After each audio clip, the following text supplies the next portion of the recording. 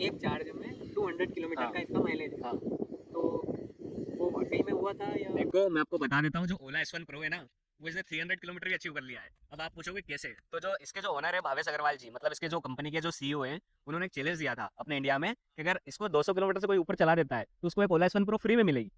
और कुछ selected users को मिलने वाली थी। बात कुछ ऐसी है कि अगर आपके घर में पहले से अनदर पेट्रोल टू व्हीलर है तो आप ईवी की तरफ चले जाओ, कोई दिक्कत नहीं। क्योंकि देखो एक मैं बात बता देता हूँ, कभी कभार ऐसा होता है कि थी ना ईवी का एक्सपीरियंस सेंटर था ना हाइपर चार्जिंग स्टेशन से, धीरे धीरे कंपनियां कर रही है इसके बारे में। और एक ओला ऐसी गाड़ी बन गई है अपने इंडियन टू व्हीलर मार्केट में, ईवी मार्केट में, जिसने 1.5 लाख गाड़ी सेल कर दी है 1 साल के अंदर। बिल्ड क्वालिटी पेट्रोल वाली व्हीकल से कमजोर है। उसका रीजन मैं आपको बता देता हूँ, अगर इसकी बिल्ड क्वालिटी हैवी कर देंगे तो इसकी रेंज ड्रॉप हो जाएगी, इसकी टॉप स्पीड कम हो जाएगी। क्योंकि अभी हमारे इंडिया में जो इसकी जो बैटरीज है ना, उसके जो सेल्स है वो सबसे ज़्यादा कॉस्टली है। मतलब ओला में 80,000 रुपये की इसकी बैटरी ओनली। देखो एसेसरीज का सीन ये है कि इसकी आफ्टर मार्केट में बता रहा हूँ आपको सारी एसेसरीज अवेलेबल है, पर ओला की तरफ से हमें मिल रहा है एक तो इसका मेन स्टैंड। ये अब सबसे बड़ी समस्या ये है इस गाड़ी में कि इसका मेन स्टैंड कंपनी नहीं दे रही। की तरफ से इसमें बैटरीज में मान लो बाई चांस कोई इश्यूज आते हैं तो उनकी तरफ से कुछ रिप्लेसमेंट वगैरह की कोई टर्म्स है? देखो गाड़ी पे 3 साल की वारंटी मिली है हमें, और अगर आप इसको 5 साल की करवाना चाहते हैं तो आप 8 या 9 हज़ार रुपये देके एक्सटेंड करवा सकते हैं 5 साल की।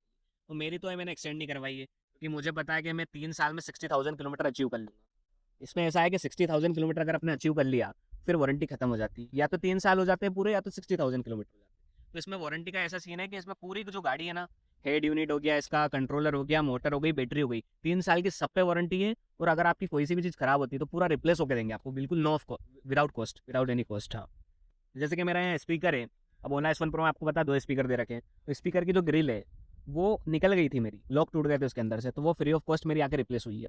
हाँ। अच्छा, इसमें नंबर का जो इशू जैसे अपन खरीद कर घर पे लेके तो सबसे पहले तो नंबर जरूरी है। हाँ। तो उसके लिए क्या प्रोसेस है, अपने को ही करना पड़ता है नहीं या? नहीं, देखो ऐसा है कि मेरी जो गाड़ी थी इस पर नंबर प्लेट लगी हुई मिली थी मुझे।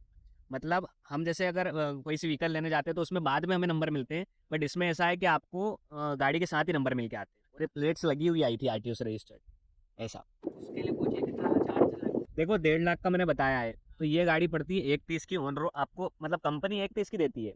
इसमें 8 हज़ार रुपये आपका आरटीओ रजिस्ट्रेशन हो जाता है ना। और 9 से 10 हज़ार रुपये का आपका इंश्योरेंस है इसमें, और 2 हज़ार रुपये हैंडलिंग चार्ज है यहाँ तक लाने के। तो ऐसे करते 1.5 लाख की पड़ती है, गाड़ी 1 30 की है। और इंश्योरेंस जो है वो फर्स्ट ईयर का जो हमें फुल है, कॉम्प्रेंसिव कॉम्प्रेंसिव जीरो डेप्थ, और 4 ईयर का थर्ड पार्टी है। इसका क्या प्रीमियम क्या है इंश्योरेंस के भी? इंश्योरेंस की प्रीमियम इसकी 8 हज़ार रुपये है। अगर अभी मैंने 8 हज़ार रुपये दिया है मतलब स्टार्टिंग में। इंश्योरेंस प्रीमियम आप मान के चलो, अगर आपका थर्ड पार्टी है तो अगर आप थर्ड पार्टी से फर्स्ट पार्टी में अपग्रेड करते हो तो कम से कम 500 600 रुपये लगेंगे बस साल के इंश्योरेंस के, उससे ज़्यादा नहीं लग रहे। कब आती है सर्विस? पहली सर्विस कब होती है इसकी?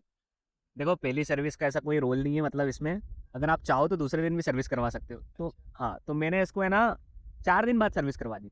जब इशू आए तब बुला लो आप। मतलब 3 साल आपको सर्विस फ्री है, कभी भी कितनी भी करवाओ। और अपनों को नहीं जाना शोरूम पे, वहाँ से आपकी एक वैन आती है शोरूम की। शोरूम की एक ओला की वैन आती है जिसके अंदर आपका सारा इक्विपमेंट रहता है इसको सर्विस करने का।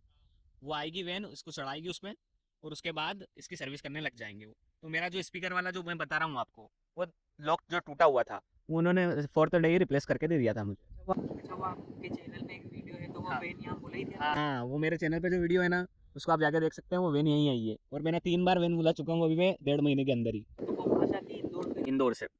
भले आपका छोटा सा इशू। छोटा सा इशू भले आपको सेकंड टाइम मैंने बुलाया, आप सोच भी नहीं सकते।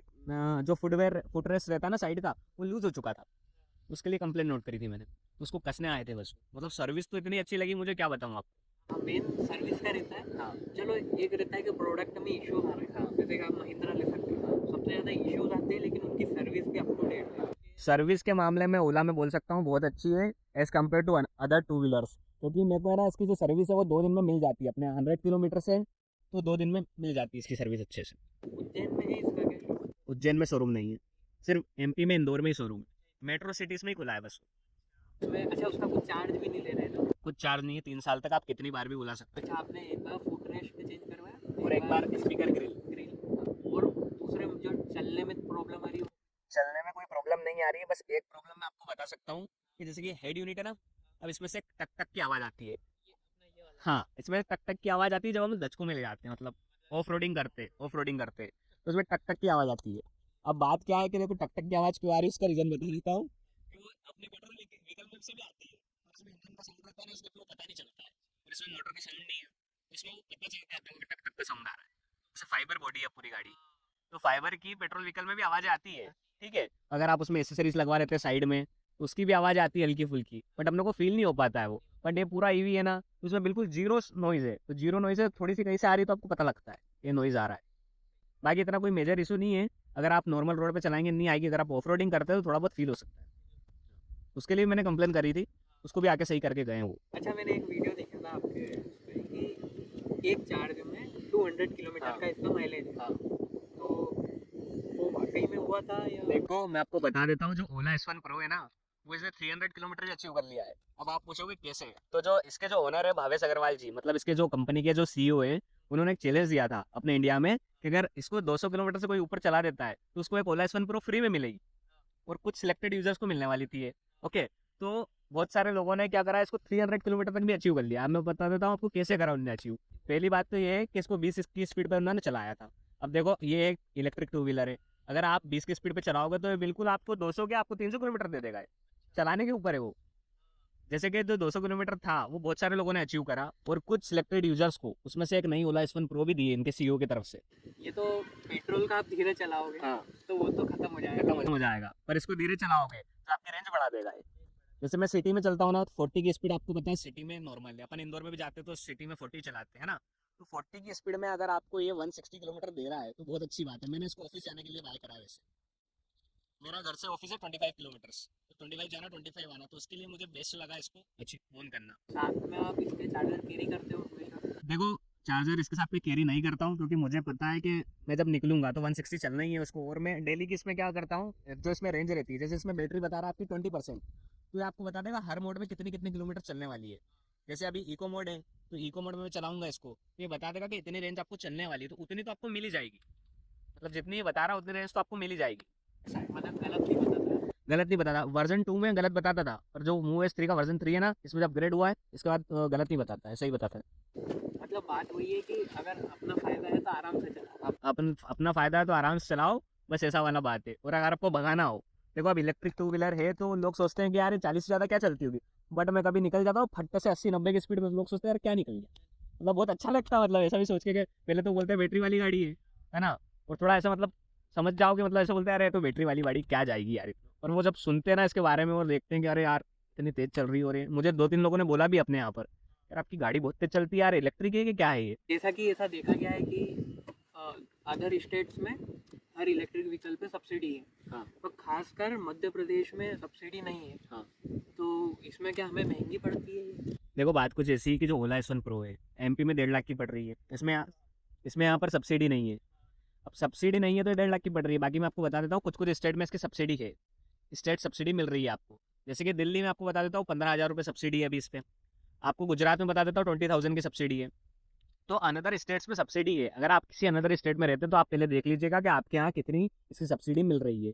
ये सब्सिडी जो है ना, आपको फुल अमाउंट पे करने के बाद मिलेगी। मतलब अगर आप इसका फुल अमाउंट पे कर देते हो, उसके आपके 1 से 2 महीने बाद आपके अकाउंट में आएगी ये सब्सिडी। आपको तुरंत नहीं मिलती है सब्सिडी, ये 1 से 2 महीने के बाद आपके अकाउंट में आएगी। और जो स्टेट की जो सब्सिडी है उसका ये वाला सीन है, और सेंट्रल वाली जो सब्सिडी है उसका सीन ऐसा है कि 2,10,000 की गाड़ी है, तो इसकी 60,000 रुपये मुझे भी सब्सिडी मिली है। अब आप बोलोगे कैसे मिली है, तो उसका बात कुछ ऐसी है कि ये जो है ना सब्सिडी आपकी पहले ही माइनस होकर आती है व्हीकल में। जैसे कि इसमें ऐसा है कि एक आधार कार्ड से आप एक ही ओला की टू व्हीलर बाय कर सकते हो, और एक आधार कार्ड से आप एक ही सब्सिडी एक बार ले सकते हो बस।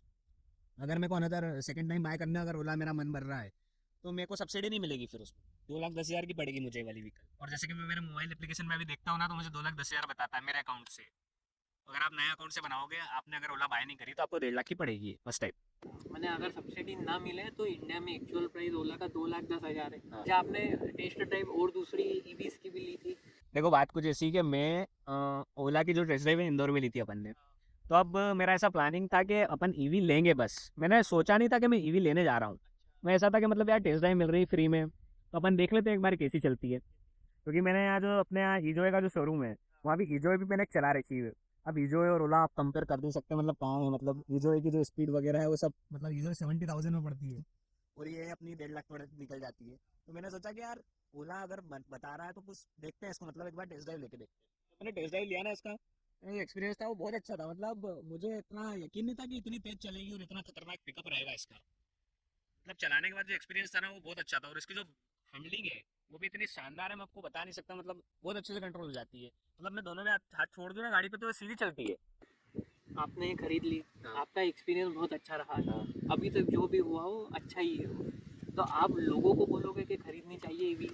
देखो बात कुछ ऐसी है कि अगर आपके घर में पहले से अनदर पेट्रोल टू व्हीलर है तो आप ईवी की तरफ चले जाओ, कोई दिक्कत नहीं। क्योंकि देखो एक मैं बात बता देता हूँ, कभी कभार ऐसा होता है कि हमें कहीं एकदम सडनली बाहर जाना हो और हमारी ओला चार्ज नहीं हो, तो फिर हम क्या करेंगे, हम उसमें लटक जाते हैं, उसमें हमारा सीन हो जाता है। तो अगर आपके यहाँ पेट्रोल टू व्हीलर है ऑलरेडी तो आप ईवी पे जा सकते हो और बिल्कुल आप इसको बाय कर सकते हो। क्योंकि चार्जिंग एंजाइटी होती है, देखो मुझे भी होती है। अगर अब मेरे को पता है कि मुझे इसको यहाँ ले जाना है और बीच में रास्ते में कुछ चार्जिंग पॉइंट नहीं मिला, मुझे कुछ चार्जिंग स्टेशन नहीं मिले, तो मैं क्या करूँगा, वो वाली सिस्टम है इसके साथ।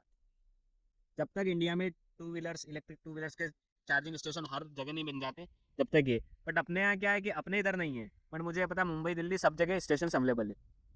उसका पॉइंट ये निकल के आता है, अगर एक पेट्रोल टू व्हीलर है तो आप ले सकते हो इसको, अगर हमें कहीं बाहर जाना तो पेट्रोल वाली टू व्हीलर चले जाएंगे, और अगर अपनों को पता है कि इसमें इतनी रेंज बता रहा है तो हम इसको लेके चले जाएंगे। अच्छा, आपने इतना रिसर्च करा था, तो आपको लगता है कि क्या इसकी रेंज आगे चलकर और बढ़ जाएगी? देखो रेंज का कुछ मैं आपको सीन बता देता हूँ।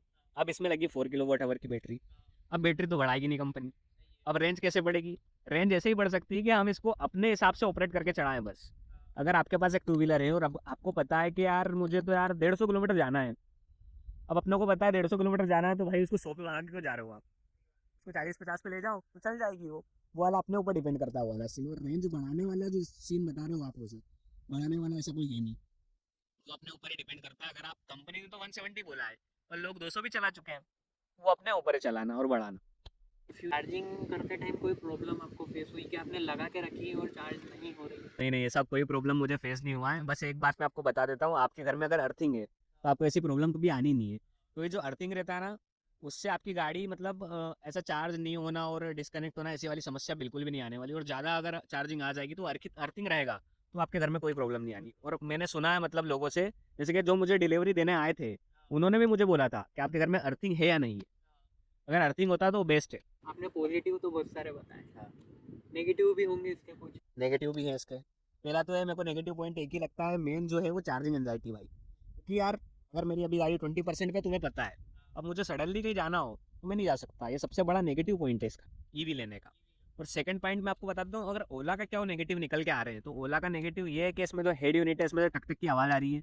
अब वो मैंने ऐसा है कि ईजॉय की भी चलाई थी, उसमें भी आवाज़ आ रही थी, तो ये मुझे ओला का एक लगा कि मुझे हाँ आवाज़ें आ रही है। बट इसकी ये है कि सर्विसिंग ठीक है, पर सर्विसिंग में भी एक दिक्कत ये आ रही है कि 2 दिन लगा देते हैं आने में। अगर मेट्रो सिटी है तो तुरंत हो जाएगा, और अगर आप कहीं गांव में रह रहे हो, अब मान के चलो अगर आप रूरल एरिया में रह रहे हो और आपके यहाँ से शोरूम करीब 300-400 किलोमीटर दूर है, तो आपको तो मतलब 4 से 5 दिन वेट करना पड़ जाएगा। तो वो वाला सीन हो जाता है कभी कभार। आगे चल के वो भी सुधार हो जाएगा, क्योंकि देखो पहले तो ये गाड़ी ऑनलाइन मिल रही थी, ना ईवी का एक्सपीरियंस सेंटर था, ना हाइपर चार्जिंग स्टेशन से।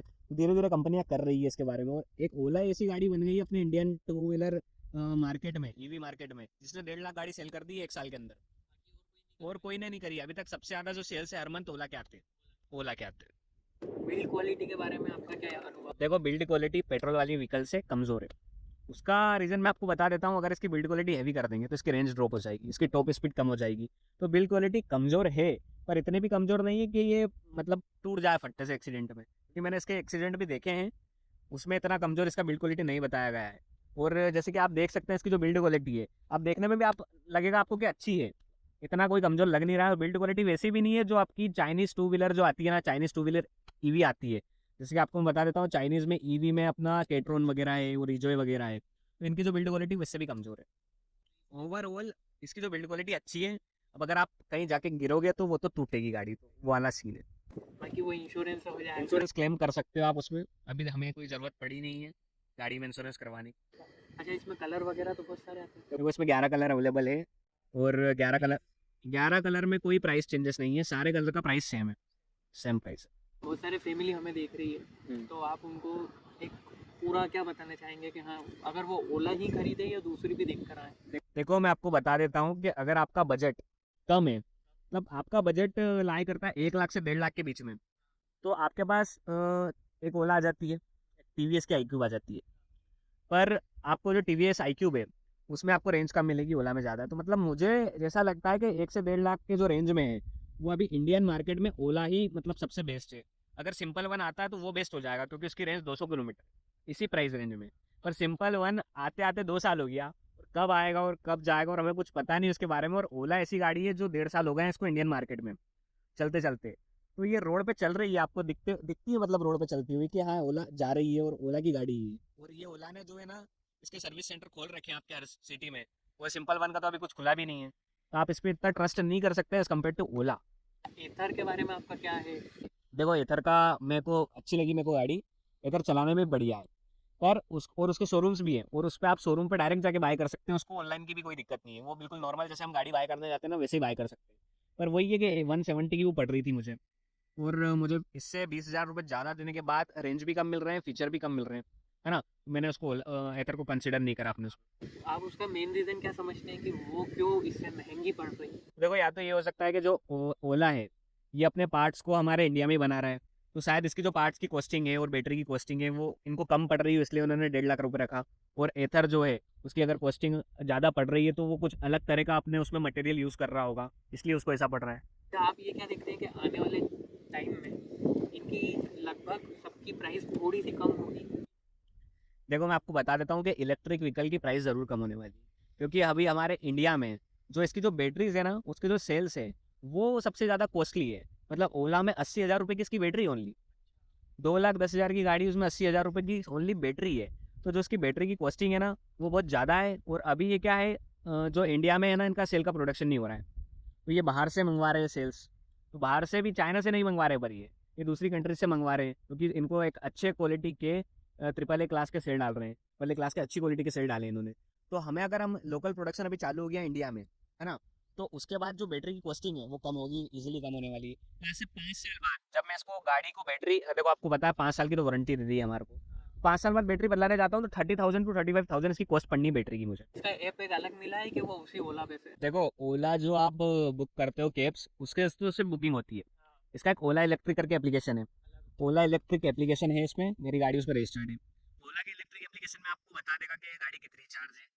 जैसे मेरी गाड़ी नीचे चार्जिंग पे भी लगी रहती है ना, मैं फ़ोन में देख लेता हूँ कि हाँ भाई अभी इतनी चार्ज हो गई है और इतने किलोमीटर चलने वाली है और कितनी चल चुकी है। और उसमें इसके इंश्योरेंस पेपर और आरसी कार्ड उसमें डला हुआ है एप्लीकेशन में। तो सारा काम ऑनलाइन है मतलब अपने हिसाब से। और आप गाड़ी फ़ोन से ही अनलॉक कर सकते हो और फ़ोन से लॉक कर सकते हो। इसकी जो बूट स्पेस है वो फ़ोन से ही लॉक अनलॉक कर सकते हो आप। ये फीचर मुझे अच्छे लगे। मतलब अब देखो अगर हम अनदर किसी टू व्हीलर कंपनी की गाड़ी पे जाते हैं तो हम आपका फ्लोर है 4th फ्लोर पे आप रह रहे हो, ग्राउंड फ्लोर पे आपकी गाड़ी लगी है, तो आप बार बार चेक करने थोड़ी नहीं जाओगे कि मेरी गाड़ी कितनी चार्ज हो गई है ना। आप फ़ोन से ऊपर से देख सकते हो 4th फ्लोर से ही कि मेरी गाड़ी की बैटरी इतनी चार्ज है। और एक बात मैं बता देता हूँ आपको कि इसमें जियो की सिम डली हुई है, इलेक्ट्रॉनिक सिम इसमें डली हुई सिम, जैसे अपने आईफोन में डलती है वही वाली सिम डली हुई है इसमें। तो इसको ट्रैक करना बहुत ईजी हो जाता है कंपनी को। अगर ये गाड़ी चोरी भी होती है मेरी, जैसे चोरी होने का कोई चांसेस तो है नहीं क्योंकि पासवर्ड डल रहे हैं, बट वो भी जाती है तो कंपनी इसको ट्रैक करके लॉक कर सकती है गाड़ी। तो ये चल भी रही होगी ना कहीं गाड़ी, फिर ऑटोमेटिक लॉक हो जाएगा पूरा सिस्टम इसका, हिलेगी भी नहीं वहाँ से, हैंडल लॉक तक हो जाएगा इसका। ये एक अच्छा फीचर लगा मुझे। इसमें एसेसरीज का क्या सीन है? देखो एसेसरीज का सीन ये है कि इसकी आफ्टर मार्केट में बता रहा हूँ आपको सारी एसेसरीज अवेलेबल है, पर ओला की तरफ से हमें मिल रहा है एक तो इसका मेन स्टैंड। ये अब सबसे बड़ी समस्या ये है इस गाड़ी में कि इसका मेन स्टैंड कंपनी नहीं दे रही है, तो मेन स्टैंड हमें खुद को लगवाना पड़ेगा, 1,000 रुपये की कॉस्टिंग है। तो वो तो मैंडेटरी हो गया। वो मैंडेटरी हो गया क्योंकि अपन अब गाड़ी वॉश करना है या फिर कुछ अगर पंचर वंचर हो जाती है गाड़ी तो फिर हम कैसे इसको मैनेज कर सकते हैं। वो मेन वो अपना पीछे वाला। पीछे वाला हाँ ये वाला तो आता है, बट सेंटर स्टैंड जो है उसकी बात कर रहा हूँ मैं। अगर आपकी गाड़ी पंचर हो गई मान लो, चलो या तो आपको वॉश करवानी है और आपके टायर अगर घूम ही नहीं पा रहे तो आप फिर कैसे करवा सकते हो वाली चीज़ें। तो मेन स्टैंड मुझे लगवाना पड़ेगा, अभी 1,000 रुपये की कॉस्टिंग है। और एक समस्या ये भी है कि अगर आप अब घर पे अपन घर के लिए गाड़ी ली है ना, तो लेडीज़ फुट रेस्ट नहीं दिया गाड़ी में, 1.5 लाख रुपये ले लिए पर लेडीज़ फुट रेस्ट नहीं दिया इन्होंने, तो उसके लिए 2,000 रुपये अलग से देके एसेसरीज लगवानी पड़ेगी। बट अभी मैंने लगवाई नहीं है, 3,000 का खर्चा, मैंने कहा देखते हैं नेक्स्ट टाइम करवाते हैं उसको, अभी इतना खर्चा कर लिया ही बहुत है। और कुछ एसेसरीज है? एसेसरीज जैसे कि अपनी एक्टिवा और जुपिटर की आती है ना, जो मतलब साइड गार्ड सेफ्टी गार्ड ये सब अवेलेबल हैं इसके आफ्टर मार्केट। और कंपनी दे रही है? नहीं, इसको कंपनी नहीं दे रही है अभी, इसको आफ्टर मार्केट आप लगवा सकते हैं, सेम प्रॉपर फिटिंग पे आपको मिल जाएंगे। तो यही मैं आपको बोल रहा हूँ ओला का फ़ायदा ये है कि यहाँ पर आपका वो जुपिटर वाला मास्क आता है वो वाला भी अवेलेबल है, इसका एसेसरीज भी अवेलेबल है, पीछे का बैक रेस्ट भी अवेलेबल है, जैसे पीछे बैक रेस्ट आता है ना एक, वो भी अवेलेबल है आफ्टर मार्केट, वो भी आप ले सकते हैं। मतलब एसेसरीज तो भर भर के आ गई ओला की। और एक ये बात है कि मैंने इस पर लेमिनेशन करवा रखा है, तो आप अगर बाय करो ओला तो अगर आपको डर है कि भैया थोड़े थोड़े दिन नई नई गाड़ी अभी 1 आध साल तो हमको अच्छे से रखनी है तो लेमिनेशन करवा लो, फिर लेमिनेशन पे स्क्रैचेस आ रहे हैं, 2,000 रुपये का करवाया मैंने उसको। क्या आपने हमें एक एक पॉइंट टू पॉइंट सारी आसान शब्दों में पूरी इंक्वायरी बताती है, पूरी इन्फॉर्मेशन देती है कि कैसे खरीद सकते हैं और क्या करना है। और हमारी ऑडियंस को अगर ईवी से रिलेटेड या खासकर ओला S1 प्रो से रिलेटेड कुछ भी इन्फो चाहिए तो आप टेक अंकुर सक्सेना ओला S1 प्रो जो कि भैया का चैनल है उस पर जा सकते हैं। तो जैसे कि देखो मैं आपको बता देता हूँ, तो अगर आपको कोई भी डाउट आ रहा है, देखो अभी पूरा आपको क्लियर तो नहीं हुआ होगा, बुकिंग से रिलेटेड कोई भी डाउट आ रहा है, मैंने चैनल पे वीडियो डाल रखी है, क्योंकि बुकिंग के बाद भी इसमें 3 से 4 प्रोसेस होती है। जैसे बुकिंग करने के बाद डॉक्यूमेंट वेरिफिकेशन होता है इसका, है ना, तो डॉक्यूमेंट वेरिफिकेशन होता है, और उसके बाद आपकी गाड़ी जो डिस्प्लेस होती है, तो उससे सारे रिलेटेड मैंने वीडियो डाल रखी है, आप चैनल पर जाके विजिट कर सकते हैं। और मैंने ओला S1 प्रो में क्या क्या मॉडिफिकेशंस करवा रखे हैं, कुछ अपग्रेड्स भी करवाए हैं, वो भी आप वहाँ से जाके देख सकते हैं। और रेंज के बारे में अगर आपको डाउट है तो आप फुल वीडियो डाला हुआ, आप जैसे हमने बोला है 140 हमें मिली है, तो आप फुल वीडियो जाके देख सकते हैं कि मैंने उसको किस रेंज में चलाया, किस स्पीड में चलाया, तो वो मुझे मिली है। और बाकी सर्विसिंग के बारे में मैंने सारी वीडियो डाल रखी है, मतलब 3 सर्विस हुई, तीनों वीडियो अपलोड है चैनल पे, कि हर सर्विस में मैंने क्या क्या करवाया और कैसे कौन सी वैन आई थी सर्विस करने। तो ये सारी डिस्क्रिप्शन में लिंक मिल जाएगी आपको, वहाँ से आप चेकआउट कर सकते हैं। थैंक यू भैया, आप हमारे इस चैनल पर आए और अपने सभी ऑडियंस के लिए एक जनरल अवेयरनेस और सारी मेन इन्फॉर्मेशन शेयर करी, तो बढ़िया अच्छा लगा मतलब। तो आगे चलकर भी हम भैया के साथ कोलैब करेंगे। जी, मुझे भी बहुत अच्छा लगा आज कोलैब करके। और अगर वीडियो पे अच्छा लाइक और सब्सक्राइबर रहा हमारा और अच्छी कमेंट्स आई आपकी, तो हम नेक्स्ट वीडियो भी जल्दी लाने वाले हैं। उसमें हम और थोड़ी अलग अलग ईवीज के बारे में बात करेंगे। अलग ईवीज के बारे में बात करेंगे। अब ओला ले लिए तो इसमें भी अलग अलग 3 वेरिएंट है, हम इसको कंपेयर भी करके बताएंगे नेक्स्ट पॉडकास्ट में। अगर आपको इलेक्ट्रिक व्हीकल्स के बारे में जानना है तो भैया के चैनल को सब्सक्राइब जरूर करें। और खासकर आपको अगर जानकारी चाहिए ओला S1 प्रो के बारे में तो वो सारी वीडियोस भैया के चैनल पे है, और ये आपको एक आगे गोला आ रहेगा, इनके चैनल को जाके विजिट जरूर करें और सारी इन्फॉर्मेशन वहाँ से आपको मिल जाएगी। आप हमारे चैनल को भी सब्सक्राइब कर सकते हैं। और ये पॉडकास्ट अगर आप स्पॉटिफाई, अमेजन म्यूजिक या ऑडिबल पे सुनते हैं तो हमें वहाँ पर 5 रेटिंग जरूर दीजिए, क्योंकि हम इस रीज़न के पहले पॉडकास्टर हैं। चलते हैं।